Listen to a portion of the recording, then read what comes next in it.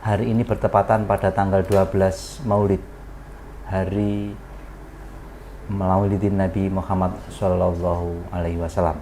Ini tadi barusan juga ada peringatan Maulidin Nabi dan haulnya Mbah Kiai Sanusi Abdul Ghaffar, Tamyiz Abdul Ghaffar. Jadi beliau Pak Edi juga habis ke sana, kita juga habis ke sana.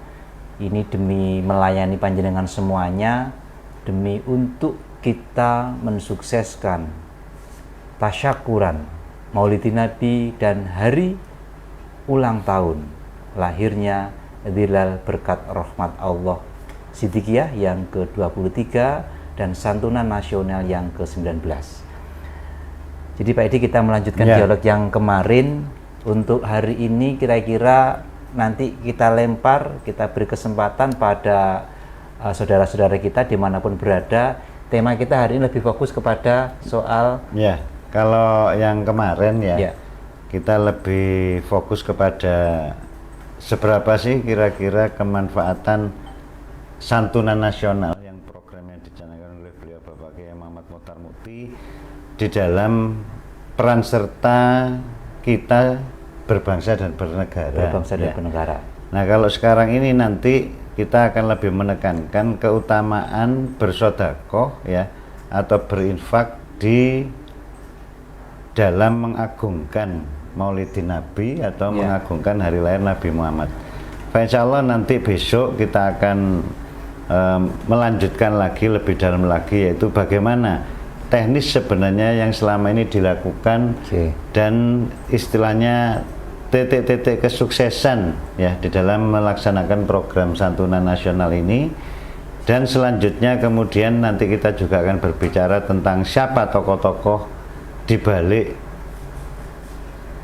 terlaksananya santunan nasional ini Di situ ada beliau Bapak Kiai Muhammad Mokhtar Mukti, Mursyid Thariqah Siddiqiyah, yang telah menyampaikan amanah beliau untuk melaksanakan santunan nasional. Dan kemudian juga ada tokoh Ibu Nyai Sofatul Ummah selaku Ketua Umum Dibra yang dengan ketelatenan dengan ketelatenan, kesabaran dan juga keuletan di dalam berjuang itu yang kemudian menjadi faktor suksesnya juga dari acara santunan nasional ini dan kemungkinan nanti bagian yang kelima kita akan melihat lagi apa peran serta masalah santunan nasional ini di dalam rangka semangat menyambut kebangkitan tasawuf dunia. Dan insya Allah hari Selasa kita bersama-sama melaksanakan santunan nasional secara serentak di seluruh Indonesia Tetapi sebenarnya Pak Gus, santunan nasional serentak itu boleh dibilang sudah tidak nasional lagi karena sudah lintas batas negara.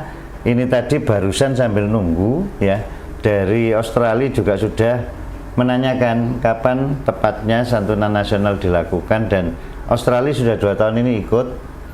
Yang tahun sebelumnya itu kalau saya tidak salah sekitar 3 juta untuk 10 lebih mungkin yang disantuni.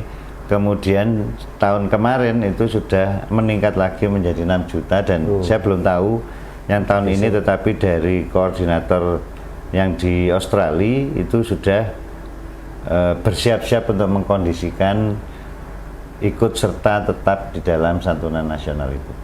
Kira-kira gambaran nanti beberapa pertemuan akan seperti itu, Mas Gus, yang kita bicarakan. Terima kasih. Jadi saya rasa teman-teman semuanya, karena ini bilang syiar dan syiar itu adalah bagian dari ketakwaan hati, bahwa barang siapa yang mengagungkan syiar Allah itu bagian dari tanda takwanya orang kepada Allah. Artinya silahkan ini bisa di-share di-share silahkan di Facebook atau di WA, karena apa yang disampaikan Pak Edi tadi saya rasa menarik bukan hanya untuk warga Sidikiyah ya, karena ini bagian dari syiar, kita terbuka untuk siapapun karena ini dialog memang live dan langsung ya, hingga nanti di luar Sidikiyah atau orang simpatisan atau orang yang ingin tahu Sidikiyah mungkin juga kita beri ruang Pak Edi ya untuk mereka. Justru yang kita harapkan sebenarnya ya, kalau misalkan ini sesuatu yang baik ya menurut semua yang ikut menyaksikan, apakah di luar Sidikiyah ya ataukah yang juga sudah ikut Sidikiyah, kalau misalkan menurut Anda baik ya, sesuatu yang baik dan bermanfaat untuk diri pribadi maupun juga untuk masyarakat, bangsa dan negara juga, nah why not, mengapa tidak itu kemudian juga Anda laksanakan juga kan gitu ya. Lebih kalau kita flashback ke belakang Pak Edi, jadi saya pikir kita sudah mengetahui ya, jadi bahwa Maulidin Nabi ini dulu kan ada peristiwa ya, salah satu tokoh diantaranya Salahuddin Al-Ayyubi artinya beliau yang secara besar-besaran mengadakan peringatan Maulidin Nabi. Mungkin di akhir abad ini saya belum melihat ya ada peringatan Maulidin Nabi yang sifatnya nasional. Serentak pada hari yang sama, pada jam yang sama, bahkan Pak Edi tadi hanya melihat ini bukan hanya nasional, sudah lintas negara. Artinya satu sisi ini bisa menjadi kebanggaan nasional untuk Indonesia. Ya, sebagaimana Indonesia adalah umat Islam terbesar di seluruh dunia. Ini menarik menurut kami. Nah, kemudian bahwa peringatan ini lebih dirasakan oleh banyak orang. Memang banyak orang mengadakan peringatan, tapi kan kadang-kadang lebih ke manfaatnya ke dalam ini banyak orang mengadakan peringatan. Peringatan itu kan dari kata dasarnya itu ingat. Memperingati itu adalah membuat supaya kita ingat. Tapi ini punya nilai yang berbeda jauh Pak Gus dibandingkan seandainya kita bicaranya bukan memperingati tapi mensyukuri. Itu perbedaannya sangat jauh, karena kalau bicara syukur itu bukan hanya bicara tentang ingat. Kalau orang ingat belum tentu syukur, tapi kalau orang syukur pastilah dia ingat. Nah, mungkin yang awal di dalam sesi ini mau saya sampaikan sebuah hadis dari Rasulullah ya, dan ini saya akan baca pelan-pelan supaya kita bisa sama-sama mencerna, bisa sama-sama memahami dan bisa sama-sama merasakan ya mengapa warga Sidikiyah begitu kuatnya di dalam masalah santunan nasional. Ya. Jadi memang santunan nasional ini yang nanti hari Selasa kita lakukan itu adalah santunan nasional yang ke-19 ya. Dan selain mensyukuri hari lahirnya ya Nabi Muhammad, Nabi besar Muhammad Shallallahu Alaihi Wasallam, itu juga dalam rangka mensyukuri ya hari lahirnya organisasi Dilal Berkat Rahmat Allah Sidikiyah yang ketua umumnya adalah Ibu Nyai Sofwatul Ummah ya, yang ke-23. Nabi Muhammad bersabda, dan ini yang kami terima dari beliau Bapak Kiai Muhammad Muhtar Muti ya. Bismillahirrahmanirrahim. Qala Rasulullah sallallahu alaihi wasallam, man adoma maulidi kuntu syafi'an lahu yaumal qiyamah wa man anfaqa dirhaman fi maulidi ya fakana ma anfaqa jabalan minad dahabi fi sabilillah. Man adoma maulidi, barang siapa mengagungkan maulidi, mengagungkan hari kelahiranku, ini sabda dari Nabi Muhammad, kuntu syafi'an lahu yaumil qiyamah, dia akan menerima syafaatku di hari kiamat. Maman anfaqa dirhaman ya, dan barang siapa menginfakkan, mensedekahkan 1 dirham. 1 dirham itu kalau sekarang mungkin sekitar berapa ya, 4 ribuan mungkin ya. Ya. Maman anfaqa dirhaman, barang siapa menginfakkan dirham, 1 dirham ya, fi maulidi, di dalam hari lahirku, untuk mengagungkan hari lahirku, faka anama anfaqo jabalan ya, maka sama dengan ya, bukan seolah-olah tapi sama dengan anfaqo jabalan ya, anfaqo menginfakkan, jabalan sebuah gunung, minad dahabi, yang gunung itu adalah gunung emas atau dari emas, fisabilillah, di jalan Tuhan ya. Nah, bisa kita cerna, bisa kita pahami ya, sebab Nabi Muhammad SAW ini adalah seindah-indah makhluk, seagung-agung makhluk, semulia-mulia manusia ya, seagung-agung manusia. Dan ketika kita mengagungkan hari lahir ya, Nabi besar Muhammad SAW ya, Nabi besar yang memang Nabi yang agung, maka keagungan itu juga menyertai bagi siapapun yang mengagungkan hari lahirnya ya. Dalam hal ini dijelaskan bahwa hanya menginfakkan 1 dirham. Jadi kalau mata uangnya Arab itu kan ada dirham, ada dinar. Ya, kalau dinar itu kan emas ya.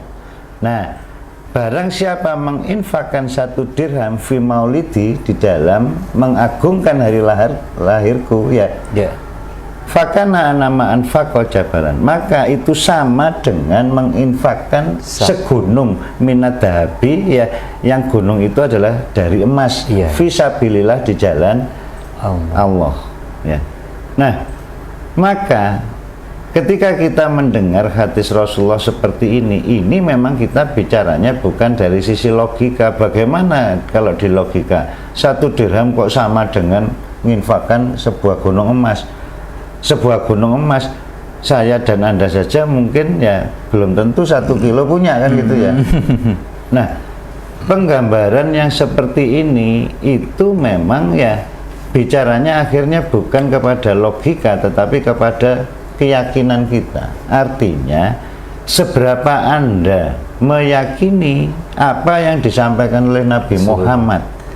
Jika Anda memang bukan termasuk orang yang yakin dengan Nabi Muhammad, ya tidak apa-apa, karena itu haknya masing-masing. Tapi ketika Anda mengatakan yakin kepada Nabi Muhammad, maka seberapa yakin Anda terhadap apa yang disampaikan atau apa yang disabdakan oleh Nabi Muhammad.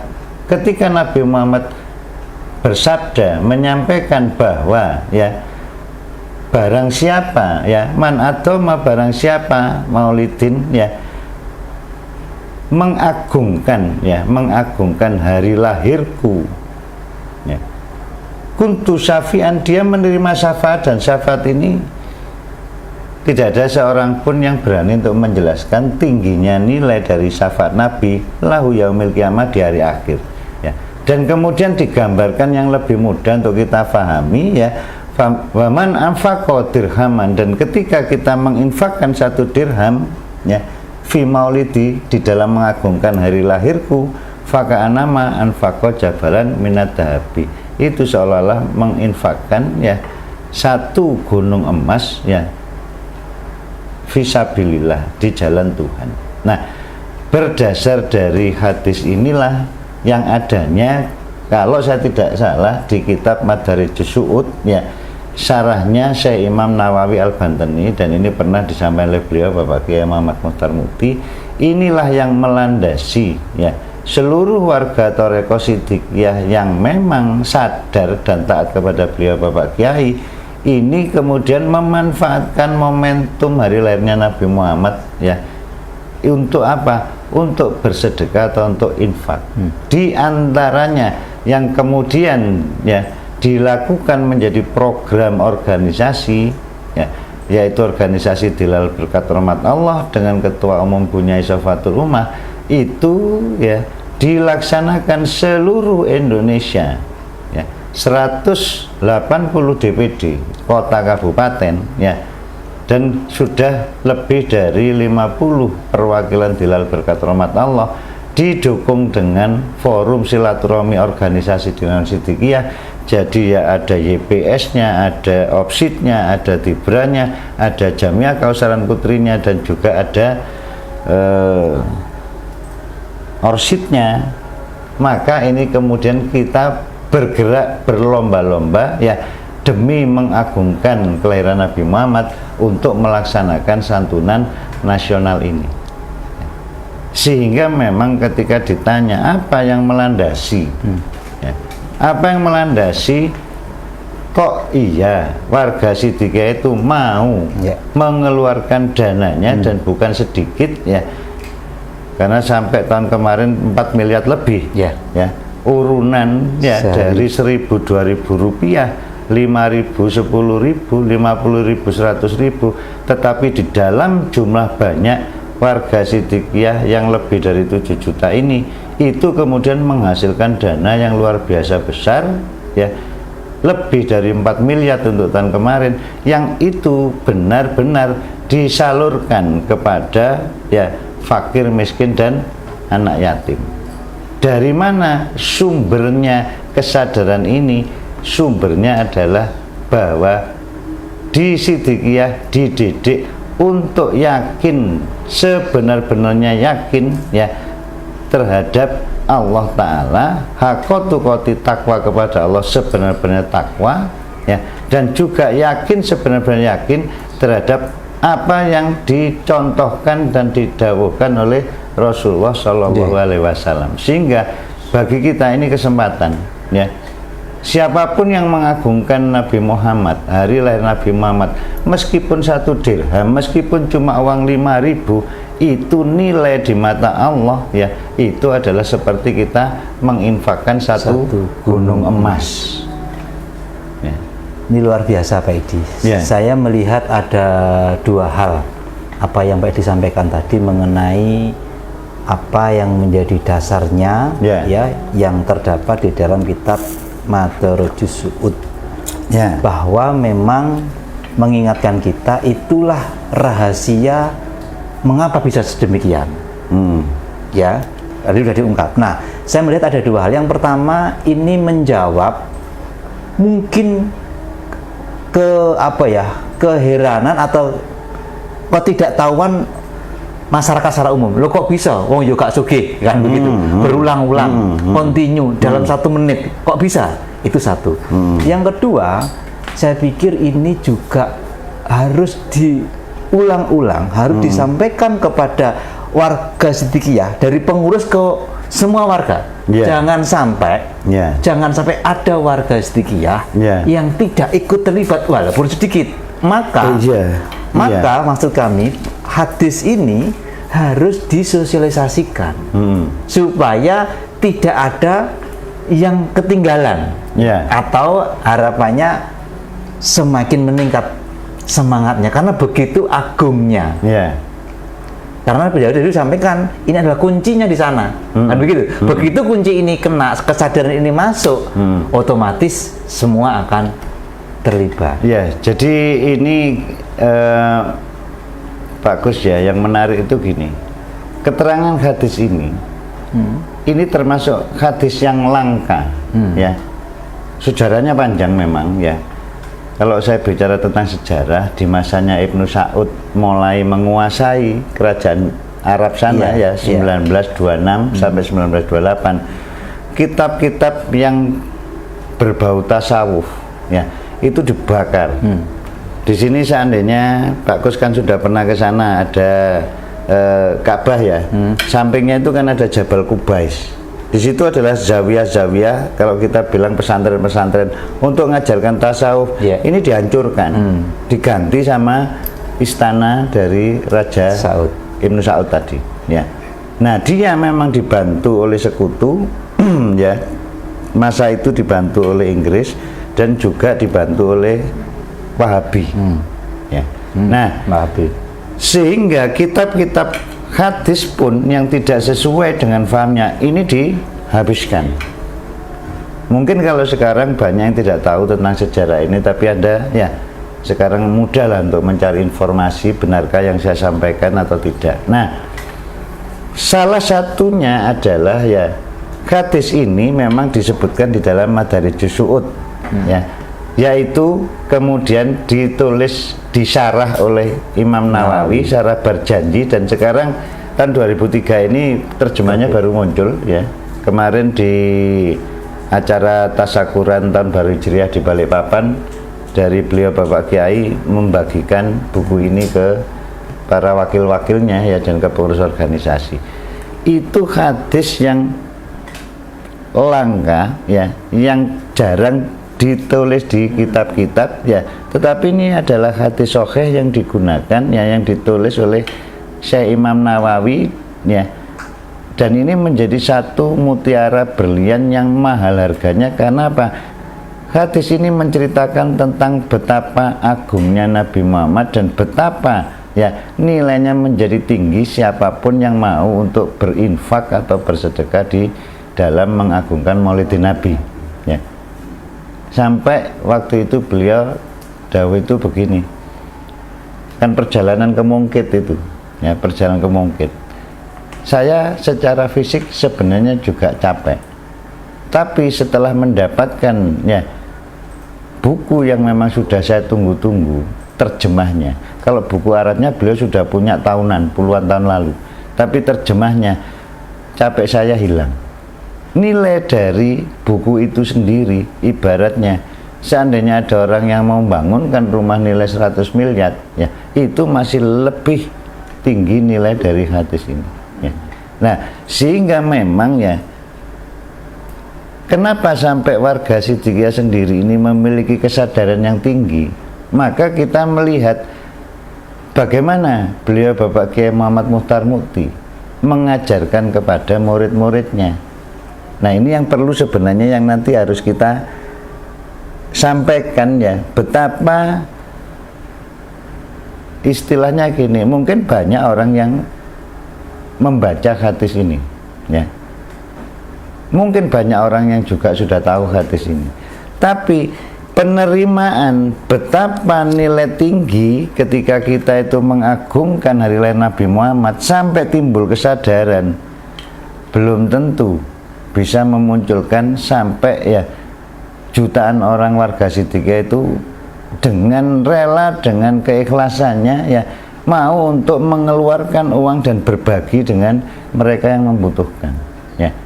Nah, ini loh yang saya amati, ya, memang menarik gitu loh, ya, menarik karena kok bisa, ya, kok bisa. Wah, saya pikir ini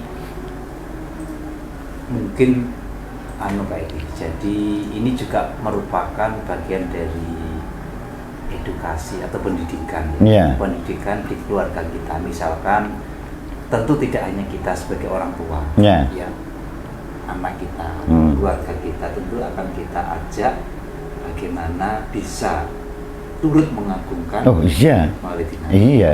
Iya. Kemudian kerugian besar kalau sampai tidak mengagungkan Maulidin Nabi. Kerugian besar, ya. Jadi Bapak Ibu, barangkali, ya, kita sebagai warga Siddiqiyah atau kita sebagai warga Indonesia yang sudah mengikuti mengagungkan Maulidin Nabi, tidak ada salahnya, bahkan wajib kita mengajak pada anak keluarga kita. Efek lain, saya jadi membayangkan, Pak, di Indonesia ini begitu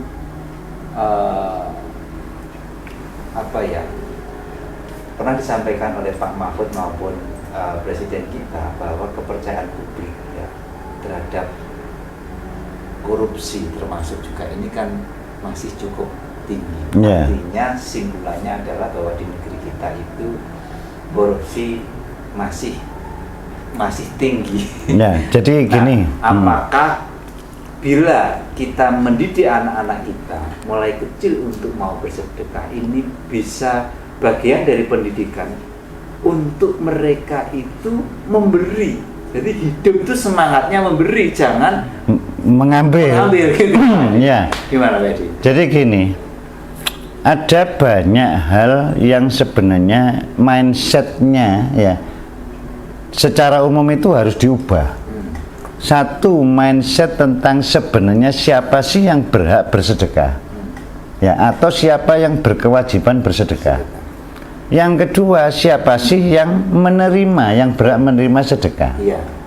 Yang ketiga, seberapa besar sih sebenarnya nilai, ya, nilai real dari bicara nilai sedekah itu seberapa besar. Nah, karena ketiga hal ini banyak yang istilahnya di dalam menyampaikan itu tidak sampai menimbulkan yang namanya kesadaran, ya.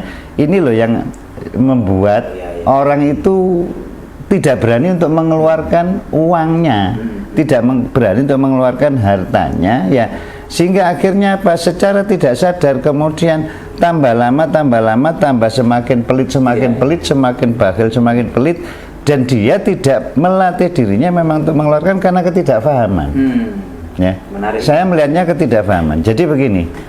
Beliau Pak Yai itu pernah dawuh ya di hallnya Mbah Sadiem, Ibu Sadiem itu ibu dari ibunya Sofatul Ummah. Itu begini, apa sih yang membedakan tasawuf versi Siddiqiyah dengan tasawuf yang ada di umumnya? Maka di situ beliau Pak Yai dawuh mendasarkan dari salah satu hadis, ya, qala Rasulullah sallallahu alaihi wasallam, al insafu min nafsika. Ya, al-insafu, kesadaran minafsika atas diri. Nah, kemudian apa itu kesadaran?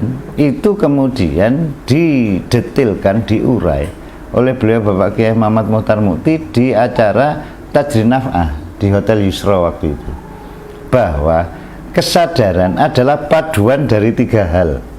Satu, paduan dari zikrullah.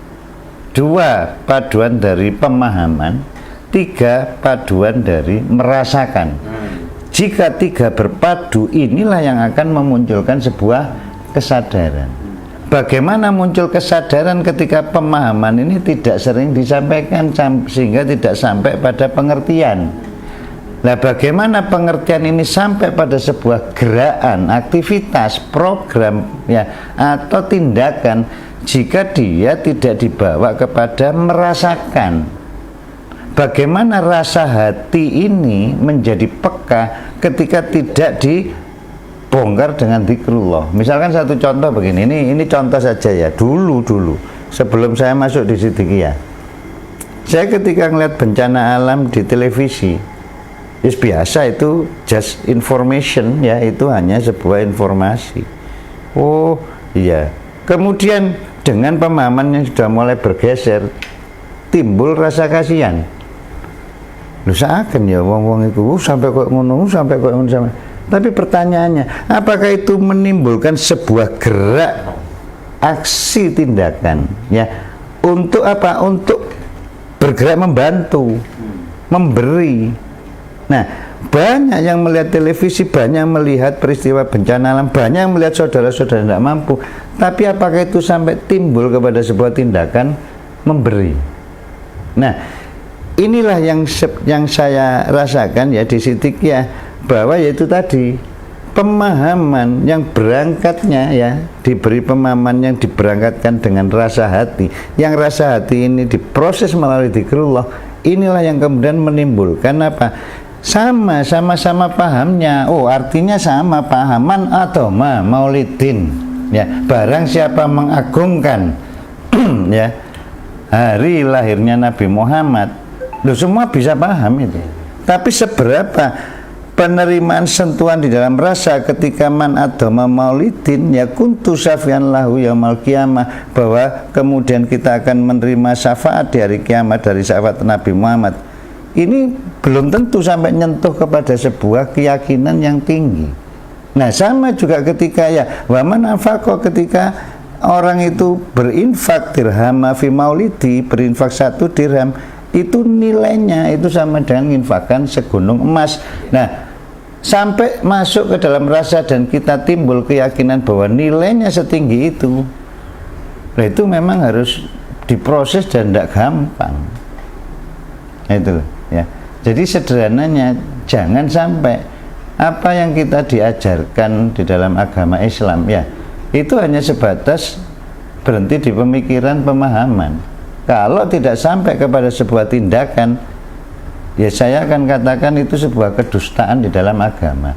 Makanya kalau keterangan hadis dikatakan apa? keimanan tanpa kemanusiaan dusta, kemanusiaan tanpa keimanan seperti fata morgana.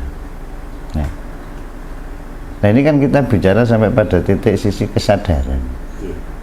Ya. Itu Pak Gus. Saya pikir menarik Pak Edi apa yang Pak Edi sampaikan. Jadi ini menjadi pembelajaran kita bersama, kita sama-sama belajar. Jadi kita harus memahami, mengerti sampai pada tingkat merasakan. Dan digosok itu pun harus dalam lingkupan dzikrullah. Jadi pikir dan fikir. Dari situlah terus berputar sampai memunculkan tindakan. Coba diamati ya. Pemahaman itu kan dari pikir. Ya. Zikir itu adalah bicaranya ya rasa hati.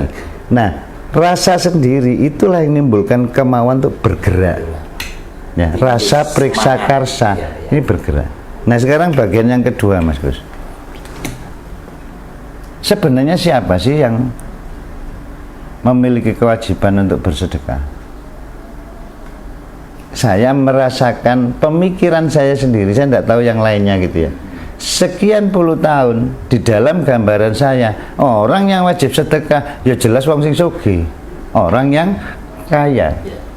Tapi dalam perjalanan sekian puluh tahun saya mencoba menelusuri, adakah disebutkan bahwa ya perintah sedekah, perintah berinfak itu hanya bagi yang kaya? Tidak ada. Yang ada memang keterangan hadis ya bahwa dermawan itu baik, tetapi lebih baik yang dermawan adalah orang yang kaya. Maksudnya gini, kalau saya punya sifat dermawan tapi uang saya cuma 1.000 rupiah, ya 1.000 rupiah itu yang bisa saya berikan, ya tidak membawa kepada sebuah perubahan yang besar. Ya. Tapi jika sifat dermawan itu ada pada orang-orang yang kaya, ya dia punya 1 miliar, dia dermawan dan berani mengeluarkan 500 juta untuk santunan anak yatim fakir miskin, ini pasti lebih besar kemanfaatannya.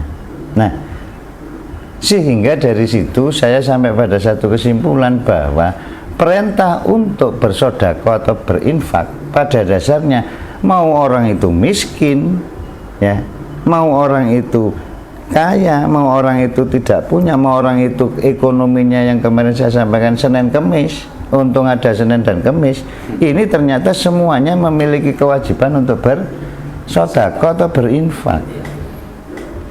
Jadi seperti mengakukan maulidin Nabi itu pun bukan hanya khusus orang kaya, semuanya kan menyebutkan semua itu, ya. Makanya sampai digambarkan yang tadi itu loh, waman anfaqat dirhaman, sedirham sekitar kalau tidak salah 4.200 atau berapa ya. Nah, sekarang ya. Artinya gitu ya. Loh, itu kan sekecil apapun. Kita ini bisa dibalik teorinya berarti. Orang yang pelit itu pun boleh jadi nggak ada kaitannya dengan kaya dan miskin. Loh ya tidak ada. Ya. Jadi bukan berarti kalau orang kaya itu mesti dermawan, orang miskin mesti pelit. Ayo. Mesti. Ingat enggak lagunya Iwan Fals ya? Judulnya saya lupa, mungkin yang judulnya Gelisah atau apa gitu. Ya. Orang kaya dan miskin sama-sama rakus terhadap harta. Loh, itu bagi saya waktu itu mendengarkan lagu itu menarik ini. Ya, ternyata masalah kerakusan itu bukan hanya orang kaya, dan pelit itu juga bukan hanya orang kaya, orang miskin juga bisa pelit. Nah, kita itu dididik, baik pun kita kaya ataupun miskin, ini tidak boleh pelit. Sebab apa? Saya lupa ya bacaannya, tetapi ada pernah disampaikan bahwa pelit itu menjauhkan diri kita dari surga. Pelit menjauhkan diri kita dari sesama manusia. Ya, pelit menjauhkan diri kita dari berkat rahmatnya Allah. Sedangkan ya sifat dermawan itu mendekatkan diri kita pada surga, mendekatkan diri kita pada sama manusia, dan mendekatkan diri kita kepada Allah. Ya. Oke, terima kasih Mas Edi. Ini saya sapa dulu teman-teman yang sudah hadir dan memberikan komentar di sini. Sekalian nanti kami persilahkan barangkali dari teman-teman betul-betul semuanya ada pertanyaan, ya. ini mumpung bersama kita Pak Edi seputar santunan nasional, mungkin juga hal-hal yang lain.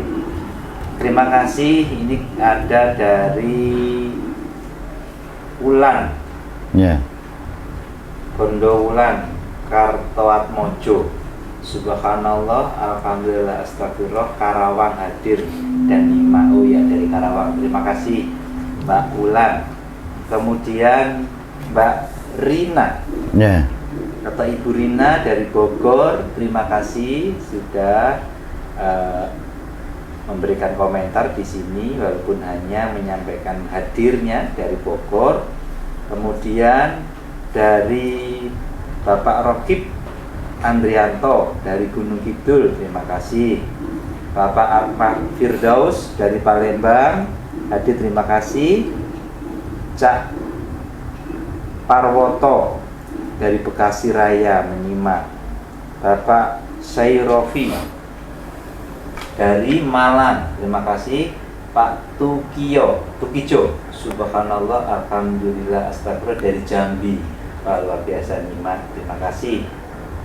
Kemudian ya, terima kasih. Silahkan, barangkali ada yang ingin ditanyakan seputar santunan nasional, tentang keajaiban sedekah dan bagaimana kita mendidik anak-anak kita, ya, keluarga kita untuk juga ikut mengagungkan Maulidin Nabi. Karena saya merasa bahwa ini akan menjadi agenda yang rutin, bukan hanya bicara setahun 2 tahun, harapannya akan selama-lamanya. Itu perlu dipikirkan dari generasi ke generasi untuk bisa melanjutkan peringatan Maulidin Nabi dengan santunan nasional ini. Saya lanjut lagi, terima kasih. Ini Ibu Amelia Risma hadir. Pak Teguh Ismanto dari Karawang, terima kasih. Gus Afik Jepara, oh ya, terima kasih Gus. Bapak Hamid Hidayat Demak hadir. Bapak Luki Nurisyah dari Blitar juga hadir.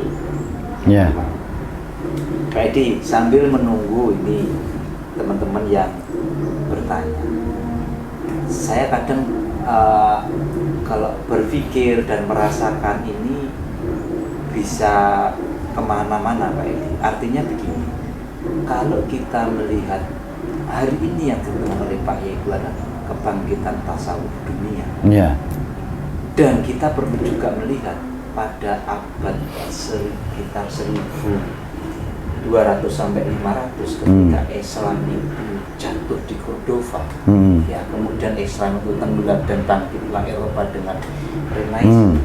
Salah satunya itu katanya adalah tentang penyakit yang membahayakan adalah cinta kepada dunia ini yang membuat kemerosotan jatuhnya umat Islam.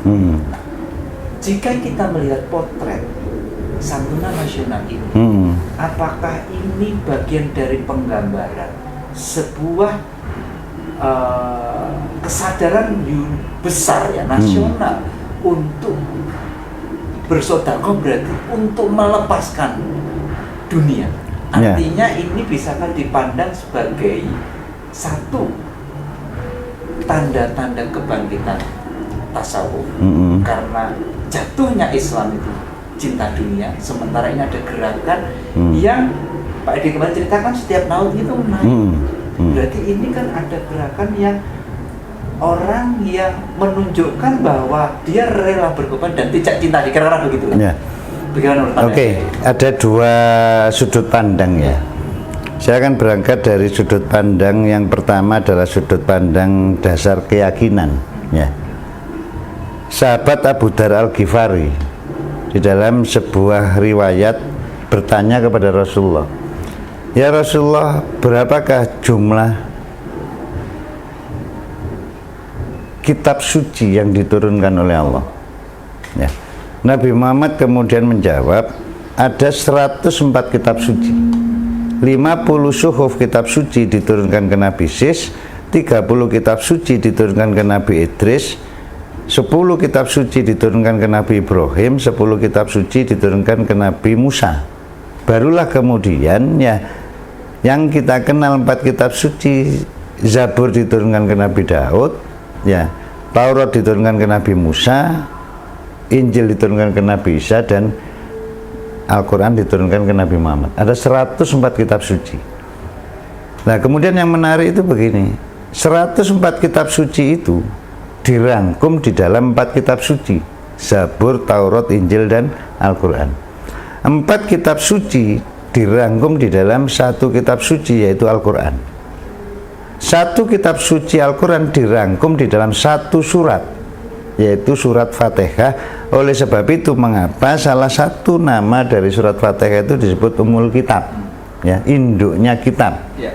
Nah, kemudian 1 surat, yaitu surat Fatihah, itu dirangkum di dalam 1 ayat, yaitu ayat Bismillahirrahmanirrahim, ya. Allah Rahman Rahim.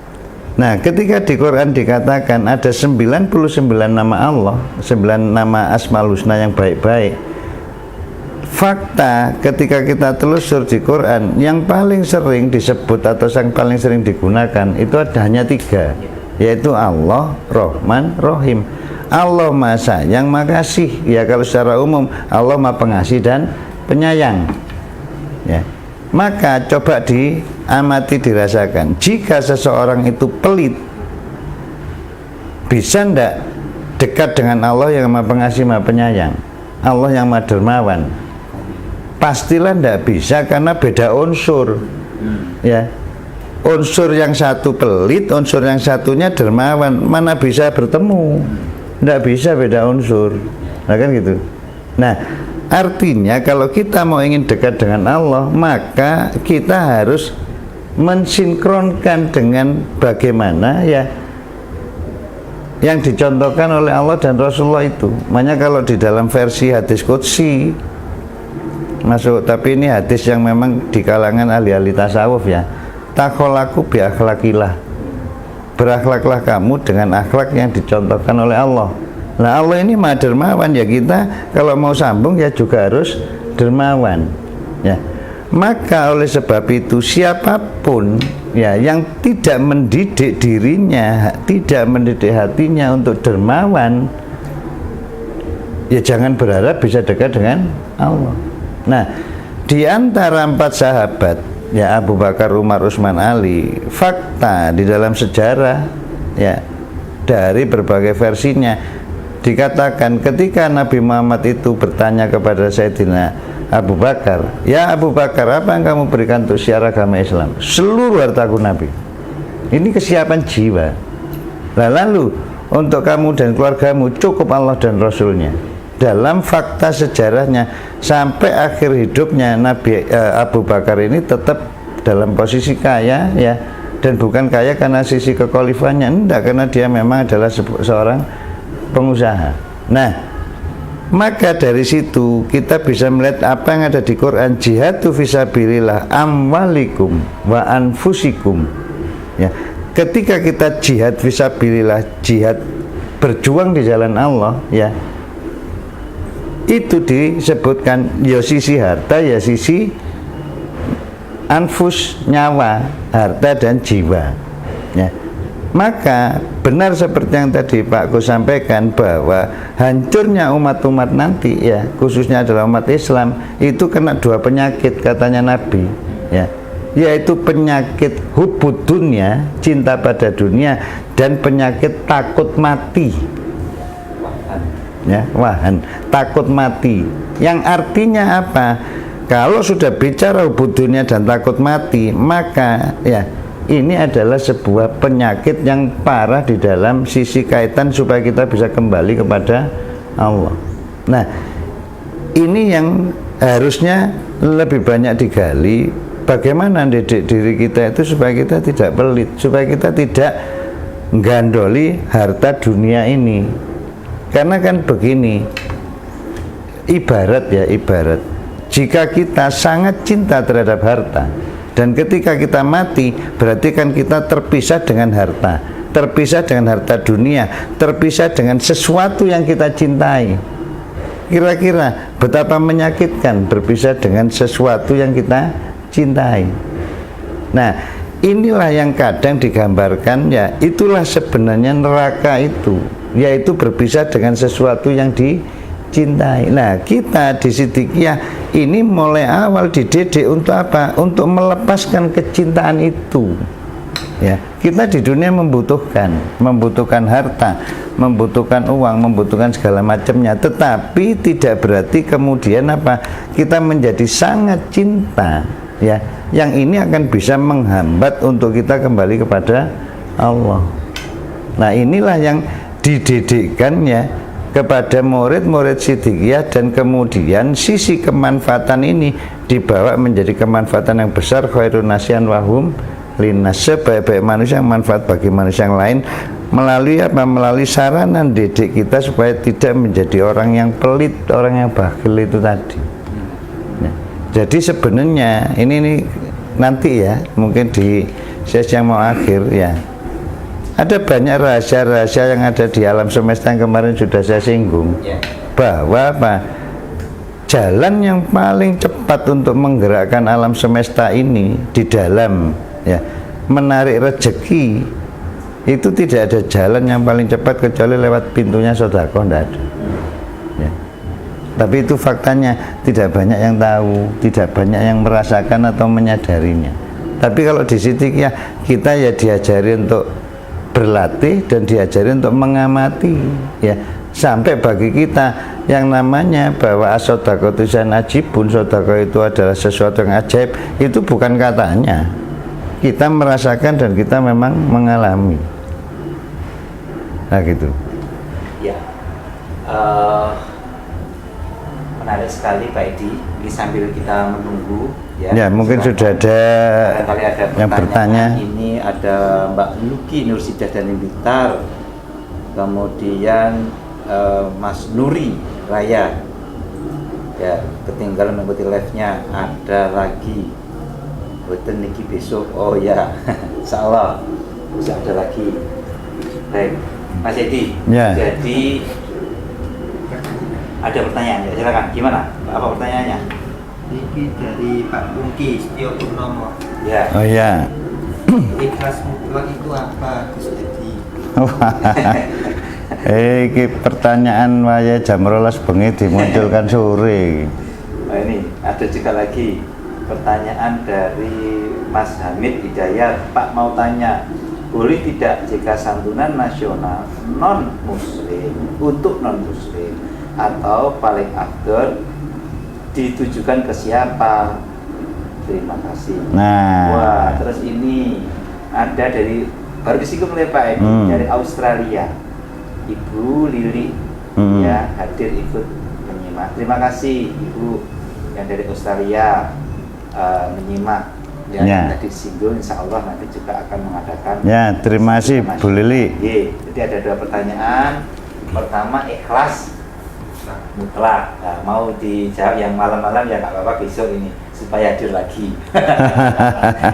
Kemudian, jika santunan nasional boleh tidak untuk non muslim atau paling afdal ditujukan ke siapa? Itu dua pertanyaan. Ya.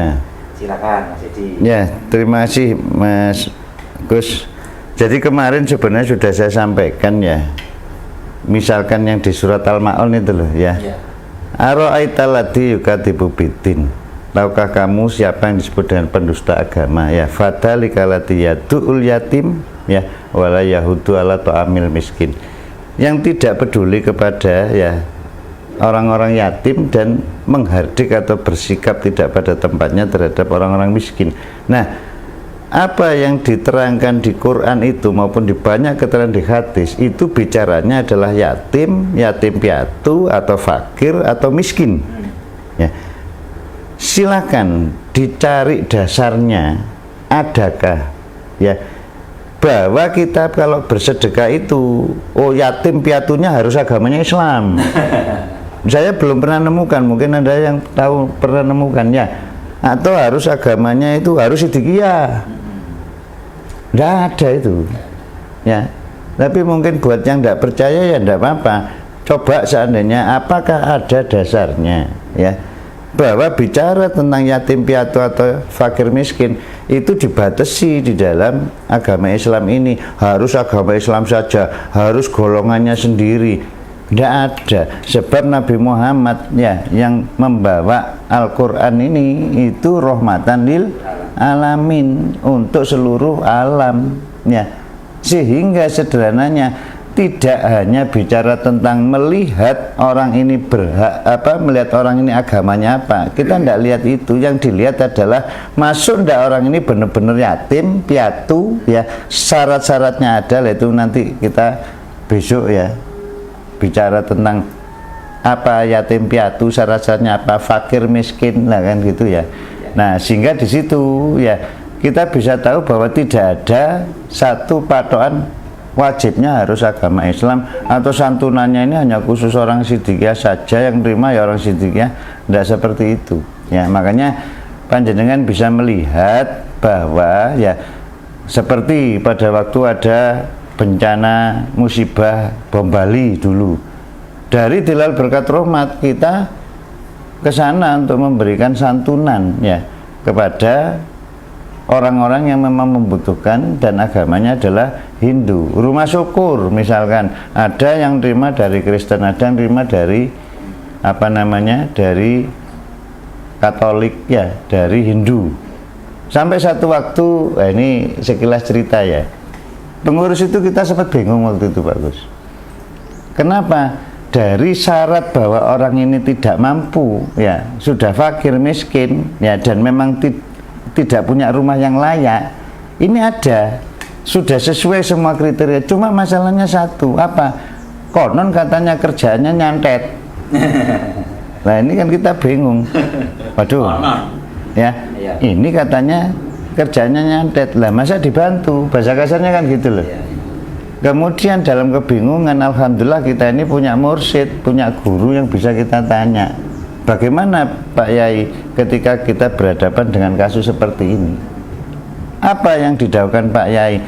Persoalan pekerjaan orang itu tanggung jawab dirinya dengan Tuhannya. Tapi bagi kita yang mau menyantuni, yang dilihat apakah memang ya orangnya masuk fakir miskin ya, layak untuk dibantu atau tidak, ya sudah itu. Belum sampai gitu ya. Jadi ini bisa kita garis bawahi Pak Edi, apa yang disampaikan beliau yang disampaikan Pak Edi tadi ini ternyata bahwa nggak ada kaitannya itu. Artinya sampai tadi kan muncul keraguan ya, tukang santet itu kita agak nyaraku, tapi beliau itu urusan dia dengan Tuhan, urusan kita membantu orang yang memang dia betul-betul membutuhkan. Jadi pertanyaannya mungkin kalau ini kita garis bawahi dari pertanyaan tadi Pak ini bukan kepada siapa dia, apa agamanya, tapi mana yang paling membutuhkan. Nah, ini mengingatkan juga, jadi kita Pak tentang 3 ciri iman yang kemarin disinggung oleh ya Pak Yai, hampir akan kita bahas itu ya. Bahwa di antaranya itu adalah zikrullah ya, keinsafan, dan yang terakhir betul-betul membutuhkan kan gitu. Iya. Dan itu memang akhirnya kan begini. Saya dulu pernah debat ya sama teman saya masih waktu di kuliah di ITS itu. Yaitu masalahnya gini. Ketika ada orang pengemis minta sebaiknya diberi atau tidak. Ya ini perdebatan ringan lah. Yang jadi alasan dari teman saya, kalau saya milih tidak diberi katanya dia. Lah kenapa? Sebenarnya itu buat mereka pekerjaan kok. Yang artinya bahwa mereka itu kecukupan, bahwa mereka itu kadang uang itu juga dipakainya bukan dipakai karena mereka enggak kekurangan ya, enggak. Kadang itu juga bisa dipakai untuk minum-minuman atau untuk mabuk-mabukan dan lain sebagainya. Ya gitu ya. Nah, terus saya sendiri mikir gini, persoalannya sebenarnya kalau menurut saya waktu itu ya, sebenarnya kan bukan persoalan orang ini nanti mau dipakai mabuk-mabukan atau enggak, karena kita enggak tahu. Bukankah persoalan itu adalah persoalan dirinya dengan Tuhannya. Sementara persoalan kita kon medit apa gak kan ngono sih.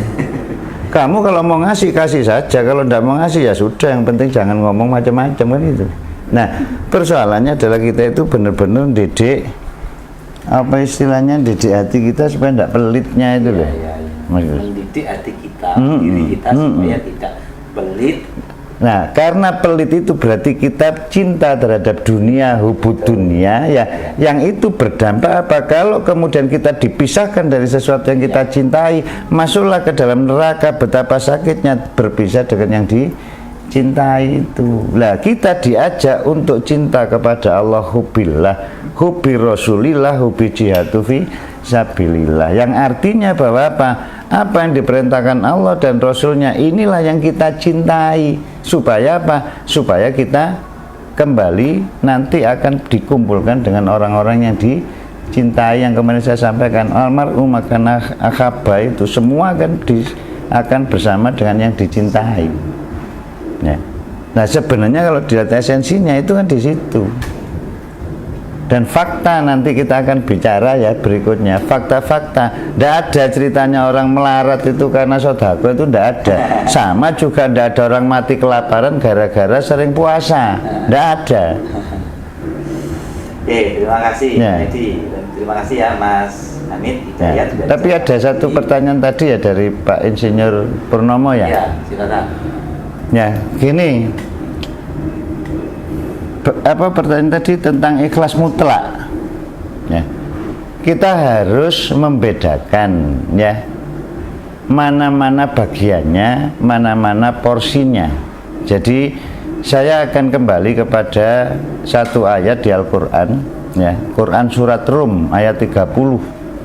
Bismillahirrahmanirrahim ya, fa'akim wajhaka lidini hanifah fitratallatilai fatarannasa alaiha la tabdila fi khalqillah dalikal dinul qayyum ya. Faqim wajhaka lidini hanifah, hadapkan wajahmu kepada agama yang hanif, agama yang lurus, fitratallahi fatarannasa alaiha ya. Yang fitrahnya ya, agama itu sama dengan juga fitrah manusianya ini ya.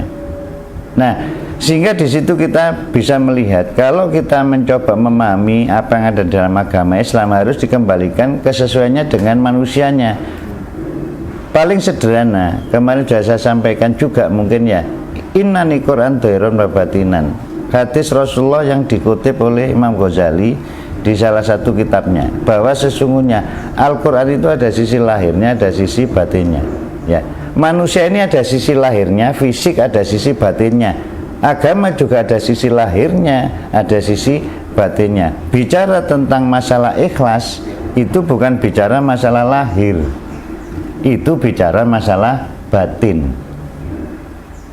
Nah, karena itu bicara masalah batin dan itu akan menyangkut masalah rasa, ikhlas itu adalah rasa. Bagaimana rasa ikhlas yang mutlak?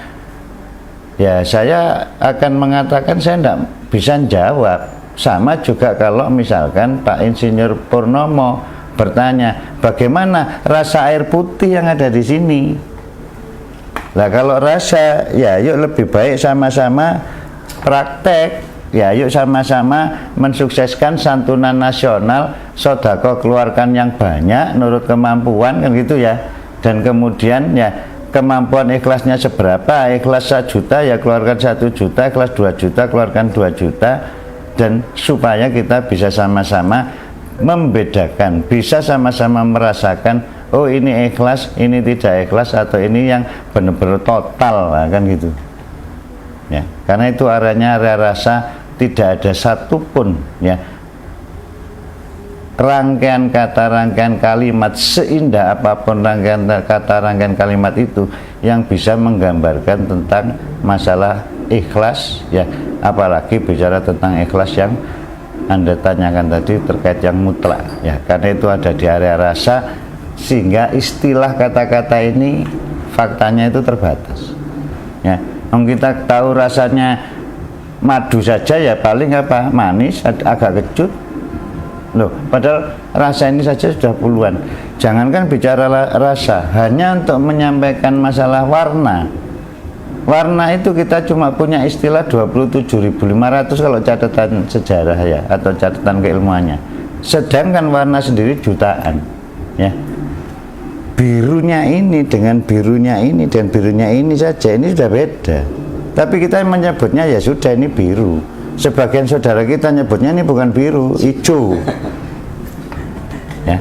Gitu Pak Insinyur Purnomo. Jadi saya minta maaf, saya tidak bisa jawab karena keterbatasan istilah dan kata-kata di dalam mengungkapkan sisi rasa. Tapi saya hanya bisa menyarankan, mari kita sukseskan santunan nasional hari Selasa besok itu dengan apa?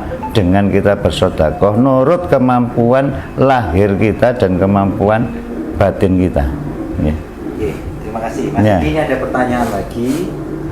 Ya, saya sapa dulu Mas Agus Kurniawan. Terima kasih sudah memberikan reaksi. Ya. Mas Syaiful Huda dari Trenggalek, terima kasih ikut menyimak Pak Wali. Kemudian ini ada dari Nuri Raya. Pak, ini nama samaran Nur Indonesia Raya. Kami dari Nganjuk. Pak mau tanya, kalau yatim piatu anak orang kaya sudah 10 juta, kalau dari statusnya kan tetap yatim piatu, hidupnya cukup apa disaluni atau diganti yang lain? Ya, Tommy Soeharto itu ya yatim piatu. Tapi duwe akan kono timbangane gini. Ya.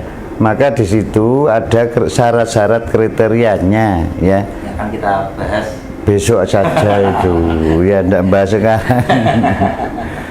Tapi gambarannya itu seperti itu ya. Nanti kita akan mulai memahami bahwa apa yang sudah ditata oleh agama ya, itu pada dasarnya sesuatu yang memang masuk akal dan tidak akan berbeda dari pemahaman yang bisa diterima oleh akal sehat ya.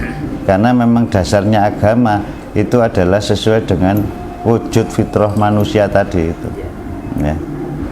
Oke. Baik teman-teman, ini di penghujung kita sudah 1 jam lebih ya. Dialog ini kami persilakan, barangkali masih ada pertanyaan kami persilakan sebelum nanti Pak Edi memberikan sebagai kata penutup Ya. Oke. Saya baca lagi ini dari Suwardono. Pak Baharudin.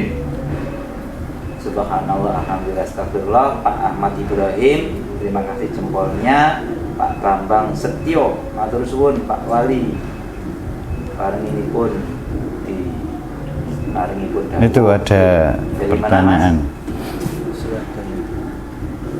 Dari Suwardono, salam ya. Ini untuk menerima santunan apa harus diserahkan di lokasi atau apa masih bisa diantar ke rumah bila calon penerima tidak bisa hadir? Ya. Jadi begini, itu salah satu bagian dari dari teknis ya, teknis pelaksanaannya. Jadi pada waktu besok santunan nasional kita tidak hanya masalah menyantuni mereka, menggembirakan mereka dalam wujud santunannya, tetapi kenapa itu kita upayakan, kita undang ya, itu kita gembirakan dari sisi yang lainnya. Misalkan gini ya, contoh ya, loh memang bukankah lebih senang mereka menerima santunan misalkan ya, kemudian diantarkan, kan lebih senang. Tapi mengapa khusus untuk santunan nasional ini memang sengaja kita undang ya, kita undang, kemudian apa, kita gembirakan mereka, anak-anak yatim, fakir miskin, kita gembirakan mereka sampai kadang kita berpikirnya kira-kira makanan apa ya yang mereka senangi ya, ya, oh kira-kira senang ini, ayo kita siapkan. Apalagi ya kira-kira yang disenangi ya, oh ada balon-balon misalkan ya, anak-anak yatim, apalagi yang membuat mereka gembira, oh mungkin ada badutnya, ada tukang sulapnya ya, apalagi yang kira-kira bisa menggembirakan, oh bagaimana kalau disewakan unta, dulu kan ada pernah ya kita lakukan waktu itu tapi masih masa pandemi, bagaimana kalau ndak unta sekalian saja kita sewakan gajah ya, supaya apa? Supaya bisa mereka gembira, yang anak-anak itu bisa naik gajah dan itu kita realisasikan Pak Gus. Ya, kita tanya ke kebun binatang di Surabaya, kita juga tanya di Taman Safari juga ya. Bisa enggak kita sewa? Sebenarnya bisa waktu itu. Cuma karena pandemi ya itu akan menjadi bermasalah ya. Dan akhirnya waktu itu yang kita bisa lakukan adalah nyewa kuda dan nyewa dokar. Ya. Kita bawa di pusat Los Plus ini ya. Kita siapkan kuda, maksudnya supaya kalau yang mau selfie foto naik kuda, tapi ternyata yang lebih laris dokarnya. Akhirnya ya kuda yang tadi sendirian ini dipasangi juga keretanya, jadi dokarnya 2 ya. Artinya bahwa apa? Dalam hal inilah yang membuat kita ajak mereka, kita datangkan mereka, kita jamu mereka ya. Dan kalau dari sisi ajaran kita sama-sama tahu sebaik-baik ya seorang muslim ada yang memasukkan kegembiraan di dalam hati muslim yang lain ya. Kita ingin menggembirakan mereka. Nah, dari gembiranya mereka itulah yang nanti terpantul di dalam hati kita. Gembira kita juga di dalam melaksanakan santunan nasional. Gembira ditangkap oleh gembira, inilah yang kita harapkan akan menurunkan ridho dari Allah Subhanahu wa ta'ala. Wa ridwanu minallahi akbar, dan ridhonya Allah itu jauh lebih besar daripada surganya, kan gitu ya. Nah, gitu Mas. Pertanyaan yang kedua tadi adalah Mas, ya gimana? Ya, dari Pak Tukijo. Coba ini Mas, belum kelihatan, coba yang mana?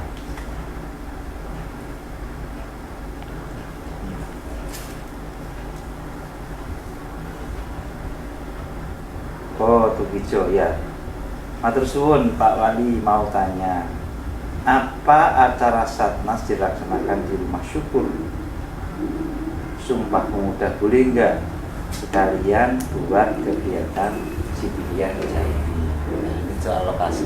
Nah, jadi ya semuanya itu kan dasar musyawarah, tetapi karena kita ada tujuan untuk menggembirakan, untuk menyenangkan ya, yaitu anak-anak yatim dan fakir miskin, maka alangkah baiknya tempat pun juga adalah tempat yang membuat mereka lebih nyaman, lebih gembira. Lah kira-kira di mana gitu loh ya.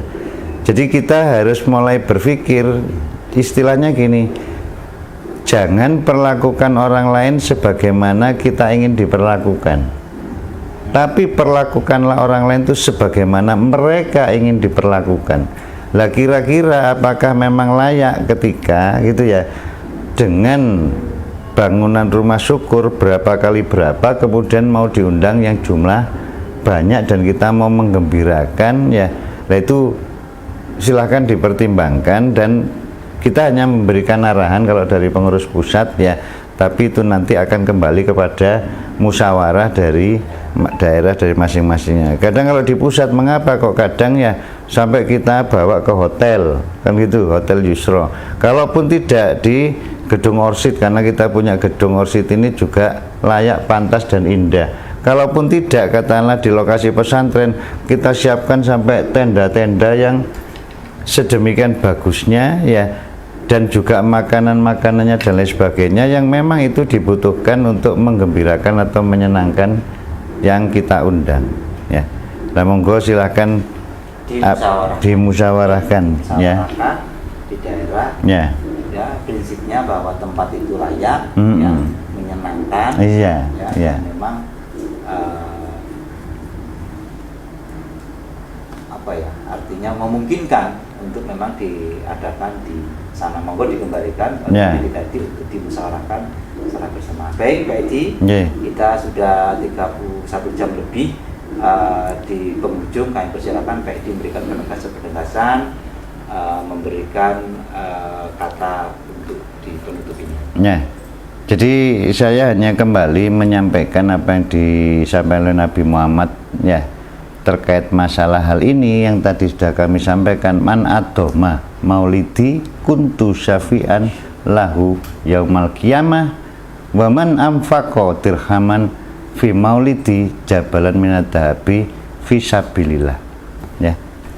Cukup ini saja yang Anda ingat-ingat, bahwa meskipun kita hanya bersedekah menginfakkan harta kita sebesar 1 dirham, tapi niatnya untuk mengagungkan ya hari lahir Nabi Muhammad, ini punya nilai tinggi.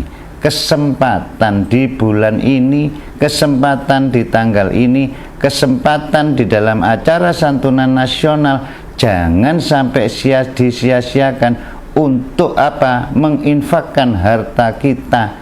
Dan itu sifatnya bukan sifat kolektif ya, maksudnya kolektif saya ngeluarkan uang tapi saya niati untuk ya, oh ini kolektif, sudah satu keluarga. Kalau bisa ya, biarkan dari anak-anak kita mengeluarkan dari apa yang dimilikinya sendiri, biarkan dari pasangan kita mengeluarkan dari apa yang dimilikinya sendiri, dan dari kita pun kita keluarkan dari diri kita sendiri. Ini didik hati menjadi hati yang ya dermawan, menjadi hati yang ikhlas, menjadi jiwa-jiwa yang mau untuk bersedekah, bukan jiwa-jiwa yang pelit ya. Nilai pada bulan ini demi mengagungkan ya Maulidin Nabi ini punya nilai yang sangat besar, jangan sampai disia-siakan. Itu saja Pak Gus.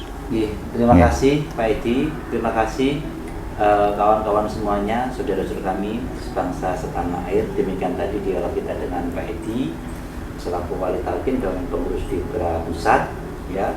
Saya tegaskan bahwa walaupun hanya 1 dirham, niatkan untuk mengagungkan, itu akan ada keajaiban, lebih-lebih as-sadaqatu syai'un ajibun, as-sadaqatu syai'un ajibun, as-sadaqatu syai'un ajibun. Dan insya Allah nanti di pertemuan berikutnya ya, nah itu sedekah itu bisa untuk menyelesaikan urusan Anda, persoalan Anda, permasalahan Anda. Sing utang-utang banyak, bingung, tidak bisa nyaur, itu bisa dilewatkan sarana sedekah. Nah, ini menarik. Tapi tidak sekarang. Tidak sekarang. Nah, Ya, tidak sekarang. nanti aja. Nah, kita akan membongkar keajaiban sedekah.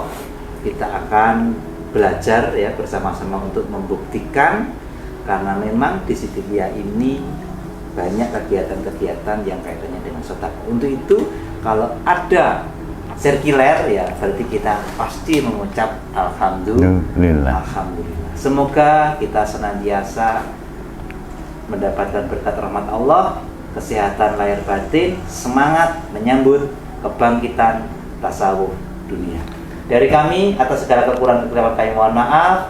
Wassalamualaikum warahmatullahi wabarakatuh.